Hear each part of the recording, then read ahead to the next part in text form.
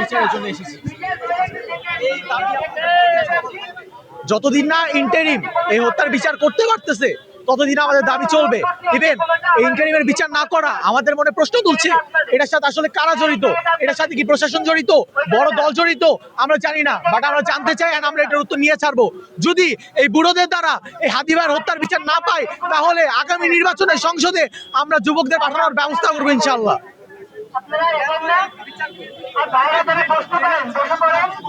এটা আমি সিম্পলি মনে করি এটা প্রশাসনের গাফলতি, এবং এটার সাথে ভারতের কোনো সংযুক্ততা আছে কিনা এটা নিয়ে আমার সন্দেহ প্রকাশ করতেছি।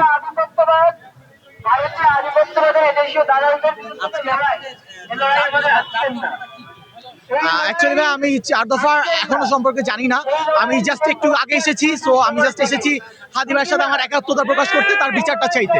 That's it. চেষ্টাটা এই কষ্টের একদিন সফল হবে ইনশাল্লাহ, আমরা এটা আশা করি ইনশাল্লাহ। যতদিন পর্যন্ত হাদি হত্যার বিচার না হবে এতদিন আমরা সংবাদ চলে যাবো ইনশাল্লাহ।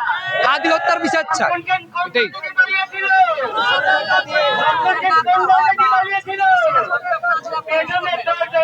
সেটা আমরা অবশ্যই চেষ্টা করে যাব অবশ্যই ইনশাল্লাহ, একদিন বিচার হবে, এটাই আর কি।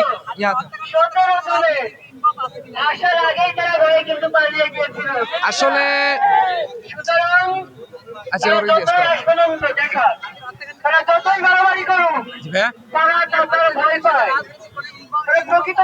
এখানে সর্বপ্রথম সন্দেহ হইতেছে আওয়ামী লীগের উপর, কারণ তাদের সাথে ছাত্রদের কোনো সম্পর্ক ভালো না। তারা এখানে স্বৈর শাসকদের একটা শাসন আমরা জানি যে আওয়ামী লীগের মাধ্যমে শুরু হয়েছে। তো আমরা চাইতেছি যে এখানে যত তাড়াতাড়ি সম্ভব হাদি বিচার করে দেওয়া উচিত।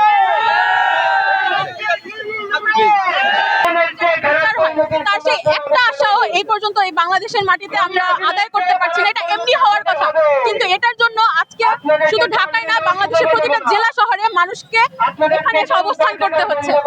এটা ইন্টারিম গভর্নমেন্টের ফেলিয়ার, আমাদের সবার ফেলিয়ার।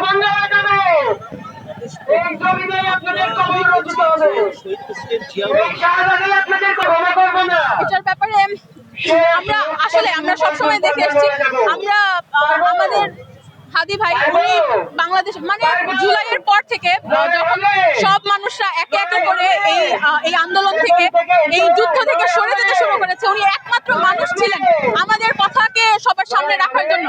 এবং তিনিও চলে গেলেন, এমন করে পত্তনে বাংলাদেশপন্থী সব মানুষদেরই চলে যেতে বাধ্য করা হয়েছে। এই ফ্যাসিস্টের সময় দেখা গেছে খুন করা হয়েছে, হত্যা করা হয়েছে, এবং এখন দিনে দাহারে হত্যা করা হচ্ছে। আমরা চাই যে যেই মানুষরা কথা বলবে সেই মানুষদের এমন চরম পরিণতি যেন বাংলাদেশে না হয়, এটাই আমাদের প্রত্যাশা।